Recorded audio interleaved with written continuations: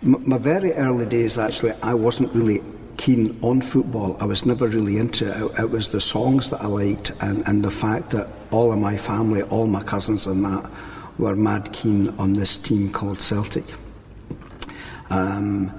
Later on, one of my cousins took me to Parkhead to a game, and I can't really remember what age I was then, but I was probably even late teens, so it would be the late teens really before I got involved. And from my first game, that was me. I was just hooked. I did a lot of work as a priest in England, so I didn't get the opportunity to go to many games, but kept involved with them and sold loads of raffle tickets, and nearly everybody I knew and the circle of friends I had were all mad keen on Celtic. So Celtic kind of get into the blood. And then I came up to Falkirk to here in 1993, and much to my surprise, everybody here was mad keen on Celtic, mainly because Neely Mochan's sister Nan was the housekeeper here. And the first question I was asked on arrival here is, what colour would you like your room? To which I replied, any colour as long as it's green. And of course that got a laugh throughout the house, and it was duly painted green. Don't know if it's still green, but it was certainly green all the time I was here.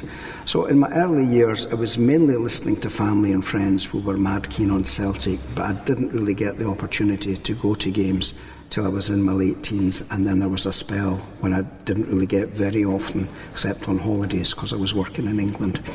But from 1993 to today, I've had a season ticket, and I go as often as I can. In fact, I get very annoyed when I can't go.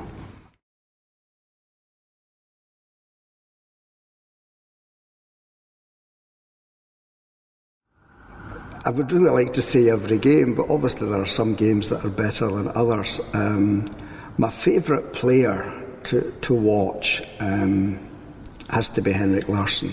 Now, I know people will talk about Jimmy Johnson and all the rest, and they were terrific. You know, lots of people of Jimmy's ilk and that whole 67 team, they're terrific players. But I never saw them play. I've met them often enough, but I never actually saw them play.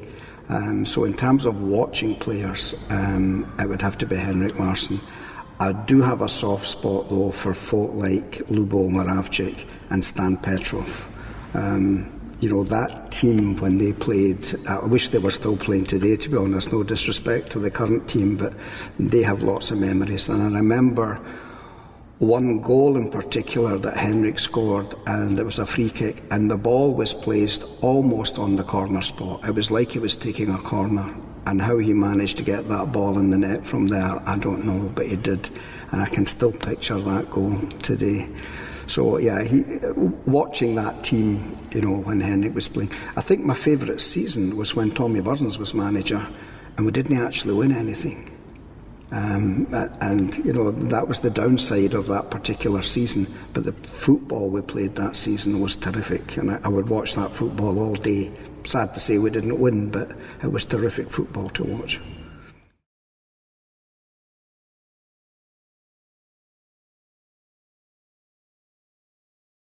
Well, I think, as I've already said, my first introduction was through living here and Neely's sister being our housekeeper.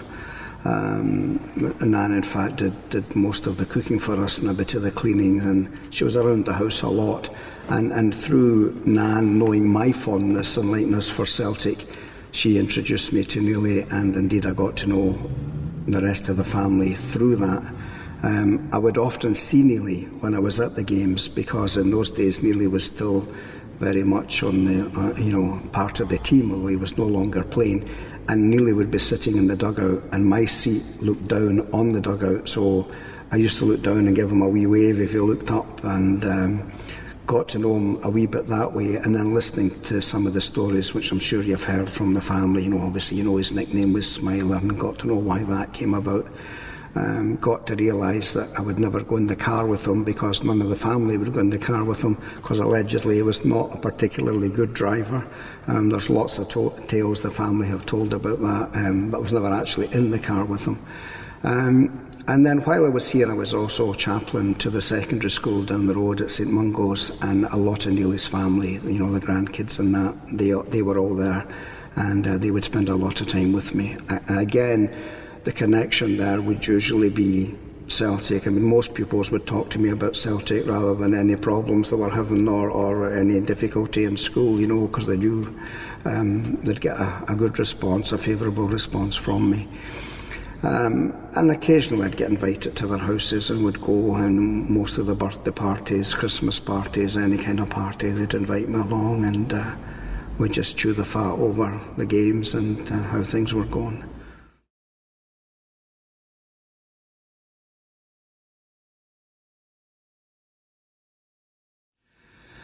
As a person, he was a terrific family man. In fact, at the funeral, I based my homily around the funeral on 3 words, all beginning with the letter F. And when I said that, it did raise a few eyebrows. But the 3 F words, as I called them, were faith, family, and football. And those 3 things meant a terrific deal to Neely. And I wasn't afraid to put them in that order. I mean, most folk might have thought I would have put family first. But Neely was a great man of faith, and he came to church regularly, he prayed a lot, and he thanked God for his family and recognised that God was very much part of their life and his life. And so he drew a lot of strength from his faith, and that's why I focused on that first. But then, equally as important are the fact that he had a good family, and he was very supportive of his family, very protective of his family, and was a great, terrific father and grandfather, and they were very safe and secure with him around, and terrific family man. And then, of course, the third one I mentioned was football, which was his career, and you could tell his likeness for that never left him. Neely never really retired. Even up until the day he died, if he could do anything for Celtic, he would have done it. It was just in his blood.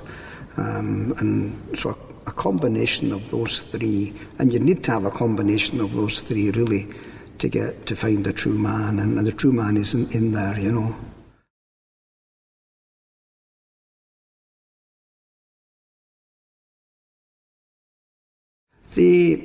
When the news was broken, obviously it was broken in the house here, and it was Nan that told me, and there was a sadness in the house. It really put a downer on things, and we're all sorry to hear. I mean, he was, as public knowledge, he was diagnosed with leukemia, and with such a diagnosis, and he wasn't a particularly old man, but we all realised, that there was. He was never going to recover from this. It was a question of time. But having mentioned, that he was a man of faith and had great family support, when I met with Neely, and certainly in our church we have the tradition of the sacrament of the sick, which I did administer to Neely, that there was that calm acceptance. He kind of knew what was happening, and he wasn't afraid of what was happening. I suppose, being human as we all are, your thoughts go to, what about my family? And when you are the father, the grandfather, when you're the breadwinner and in that supporting role, it's not so much of what you're going to, it's often what you're leaving behind. But Neely knew he had a good, strong family that would look after and care for each other, so that was less of a worry in one sense. But there was just that benign, calm acceptance of, well, this is the next stage of my journey, and he faced it well. Yeah, well, I was familiar with the house and the layout of the house because I'd been a few times, and when I got the news that Neely had in fact passed away, I get in the car, drove down to the house, and as you open the door of the living room into their house, Mary's chair was in the corner there, and Mary was sitting in her chair, and I just went forward to her, and I got down on my knees, took her hand and offered her some sympathy, and we were chatting away for a wee while. And I suppose I was quite fixed on Mary when I went into the house, so I wasn't aware when I first walked through the door that the room was actually chock-a-block with people. I only saw Mary, and it took a couple of minutes of talking to Mary before I realised, wait a minute, there's other people here. And I just looked round, and there they all were. The first one I saw was Billy McNeill, and then there was Jimmy Johnstone. All the Lisbon Lions were there. And I don't know if my jaw dropped, but it probably did, because I suddenly went from seeing Mary to seeing all my boyhood heroes, all in the one room, all chatting away. And of course we were, as in a situation like that, we were all talking about Neely and sharing stories of his life. And Mary went upstairs and she brought down a box that had his medals and that in it. And in that box is the European Cup medal. And unlike the medals of today, it's actually, you've probably seen it, it's a tiny medal, it's like a postage stamp. And she put it in my hand, and I'm looking at this medal, and I thought, well, I can't believe I've got this in my hand. And of course, Neely got that medal through, obviously, his connection and being on the coaching team at that time. So it was a surreal moment, because in any other circumstances, I'd have been around all these guys getting their autographs and talking to them about Celtic. But it wasn't that kind of moment. But it was just great to be in the same room and talking about Neely. And I spoke a wee bit earlier there about Neely being a family man, and I think that that's a huge connection which is not lost on Celtic. I mean, I'm not going to talk about any other team because I don't really know any other team, nor do I want to. Though I have a penchant for liking Barcelona. Barcelona's my second team. But Celtic have that family feel. If you're a Celtic fan, you belong to a family, and that's what it was like. But here were the heads of the family, if you like, all gathered in the one room, and it was a terrific moment. And it was a good moment because everybody was talking about Neely, and of course Mary was there, and although it was a sad moment for her, she would have been proud as punch to have all his friends in the room and talking so fondly of him. Well, obviously, as I would with any family, there were several meetings backwards and forwards and preparing the funeral and who was going to be doing what. There's a lot of activity around here too, because for a funeral of that nature, there's security, there's police involvement, directing traffic and things like that. So as far as funerals go, there was a lot more preparation put into it because there were other things that we had to take into account. And our tradition is that the body is received into the church the night before. So we had a little ceremony in here when we actually received Neely's body into the church. So all that was prepared too. And again, a lot of the Celtic family were here. On the day itself, we realised that it was going to be standing room only in here, so we did have stewards out there making sure that the people the family had invited, the people that had some connection with Neely, actually managed to get in and get a seat, and it was relayed on speakers outside so people could actually hear what was being said. There weren't too many priests here, which surprised me. Although, looking back, that was probably a good thing because the priests that were here were people that had some connection and that knew Neely. But there were lots and lots of all the family were here. Anybody that had anything to do with Celtic were here. So the Lisbon Lions were here, the first team were here, the boys team were here. As I say, anybody that was anything to do with them were all here. And some others from teams that he'd played with. So I did clock at the back that Walter Smith and Archie Knox were here. And they would know Neely, well, they'd know Neely anyway, but they played in his time with Dundee United, so there was that actual playing connection as well. Billy McNeill did one of the readings, Tommy Burns did the bidding prayers, and again, I was in heaven, this was my paradise, if you like, but it was seeing them taking part in a mass I was celebrating. And it was a celebration of Neely's life. I mean, funerals needn't be morbid or sad, and this one certainly wasn't. Although they are sad occasions too, because you're saying farewell to somebody, and that's never easy. But we did focus on Neely's time with us, with those three words that I mentioned: his faith, his family, and his football. Of course, I changed the homily slightly when I saw that Walter Smith and Archie Knox were there, because I could not miss the occasion to mention the hand in the sun occasion, when Neely in fact scored the 2 goals in that great 7-1 victory. And I also mentioned the Coronation Cup, which is sometimes known as the Mochan Cup, because he was largely obviously the winner of that for them. So there's key moments in his football career that were certainly mentioned in here.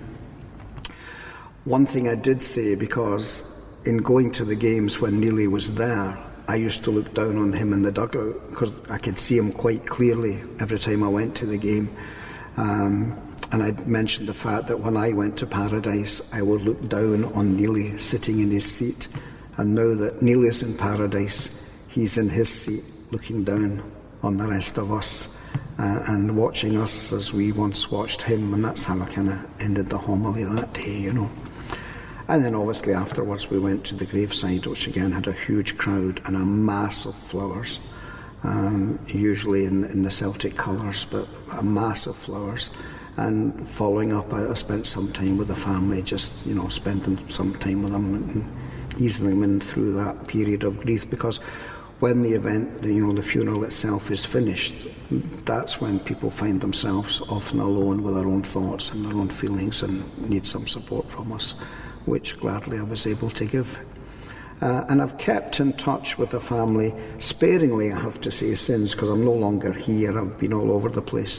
But I do keep in touch with some of the younger Mochans on that wonderful item now called Facebook. Social media is a great thing, and it keeps me in touch with a lot of other like-minded people as well. I think Neely was a huge loss in the sense that I think he was the oil in the machine. I mean, his playing career had long since passed, and a lot of people, when they retire, they go on to other things. They might keep an interest in football itself, but Neely never left that club, and he would be there to offer support and guidance and help to the new players coming in. You know, he would make sure they all had the right kit, the kit was in the right place at the right time, and but more than just preparing things like that, he had a wealth of experience and knowledge and knew the game back to front, and he knew the pitfalls. He was called Smiler for good reason. You know, he would make people laugh, and he always smiled himself. He was a cheery fella.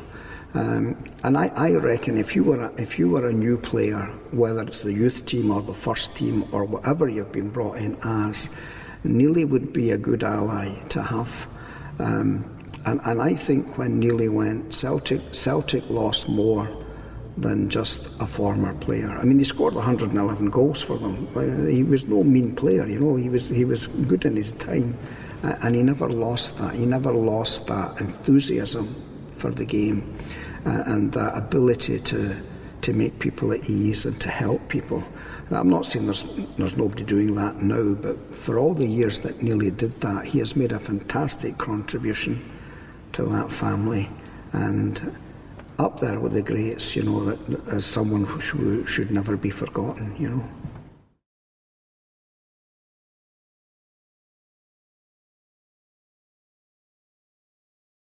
Well, I was here for 3 years, and I wasn't the parish priest here, I was one of the assistant priests here. And then after 3 years here, I became the parish priest just in a parish 3 mile along the road in Camelin, which in actual fact, geographically was Neely's parish, but he came here. And I was there for 3 years, and that coincided with my 40th birthday. And people in Camelin, because it's just up the road, and many come between the two parishes, they knew me well before I went there, and they knew what I was like. And the mass times that I had there didn't really suit when I first went, and I knew that before I went, and I already had it in my mind I was going to have to break them in gently but quickly to a new change in the mass times, particularly the Saturday night one, which happened to be at 6 o'clock. And I was thinking to myself, they'll not mind an extra half hour. So I changed it to 6:30, and almost got a round of applause, and certainly they all burst out laughing because they knew I didn't have to tell them why I was changing the time. They all knew, and it suited a lot of them because a lot of them also went to Parkhead and gave them more time to get back. Anyway, while I was there, it coincided with my 40th birthday party, which was on a Thursday. It's the 6th of February, it was on a Thursday. And that Saturday, Celtic were due to play Raith Rovers. And Sky Television, whom I've never forgiven for this, they moved the game from the Saturday to the Thursday. And I was in the house on Thursday morning when there was a knock on the door, and it was one of my parishioners. And he said to me, "What are you doing tonight, Father Brian?" And I says, "Oh, you don't need to ask that question. You know what I'm doing tonight." He says, "Are you going to the game?" I says, "Yeah, I've got my season ticket. I'll be going to the game." And then he said to me, "Will you not go?" And I said, "No, I'm going to the game." "No, we don't want you to go to the game." And I says, "Well, unless you come up with a very good reason, I'm going to the game." And he said to me, "I'll be killed for telling you this." He says, "But you can't go to the game." I said, "Well, why can't I go to the game?" And then he broke the news to me that, unbeknown to me, there was a surprise birthday party in the hall that night, and obviously they wanted me there. So my plans to go to the game went out the window that night. But when I went to the party, all my family were at the top table, and they had known for a week, and they hadn't told me anything. A previous housekeeper of mine that I had when I was in England had been up and spent a week with my mum and dad, and I didn't even know she was here. And then they broke the news to me that they had invited the first team to come. Now, I know sometimes a player or two do turn up at these things, but because of my connection here, and because a lot of them knew my connection with Neely, they had agreed to come. But because of the game being changed, they were unable to come. So all during the party itself, I was wishing, gosh, I wish you hadn't have told me that, because that preyed on my mind that they could have been there. But then towards the end of the night, Graham Morrison came in, and he was obviously in the youth team and from here. And Graham came up with this parcel, which I unwrapped, and it had a strip, which I have. Can I get it for you? Yeah.